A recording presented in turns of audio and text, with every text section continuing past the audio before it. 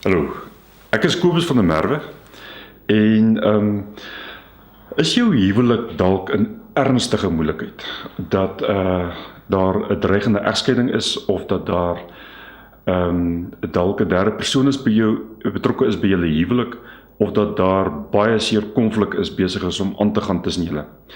Ek het 'n verhoudingsintensief waar ek vir 3 dae net saam met julle twee sit en in die diepte van daai donker plek, daai vasgehaakte plek van jou verhouding ingaan met kundigheid en met baie veiligheid en saam gaan kyk waar haak julle vas? Wat is die pyn wat hierdie knoop veroorsaak? Van buitekant af, sonder die nodige inligting en sonder die nodige kundigheid, lyk dit eintlik asof hier niks in die gang is nie, dat baie mense dink al wat jy kan doen is aanvaar maar net hierdie stilte, aanvaar maar net hierdie pyn, pas aan by die pyn, of dat mense dink, gaan net weg, los mekaar net. Ek wil hê, kom eers op die verhoudingsintensief. Die verrassing gaan wees, daar lê 'n geheim, op die plek waar jy so vashak.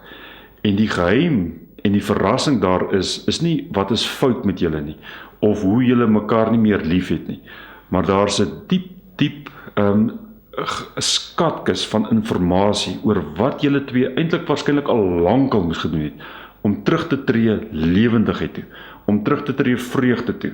En as 'n verhouding so begin vashak, en dan druk dit daar op daai seerplekkie om te sê, iewerster moet twee mense nou met hierdie plek omwerk, en dit gaan genees, iets terugkry, iets laat groei, en ek gaan julle help om daardie plekkie te ontdek, en die genesingswerk te doen.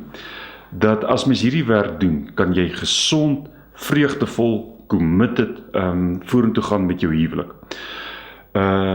Dis 'n 3-dag proses en dit word aangebied by Dix Country House. Dit is 'n stil, privaat plek met pragtige natuur, is by die walle van die Kliprivier. Jy bly daar in luukse chalets, cabins eintlik daar so op die walle van die rivier. En in 'n pragtige omgewing met vaardigheid, met veiligheid, met spesialiteit en met intensiteit, help ek julle om verby diep pyn te kom en te groei tot 'n gesonde verhouding.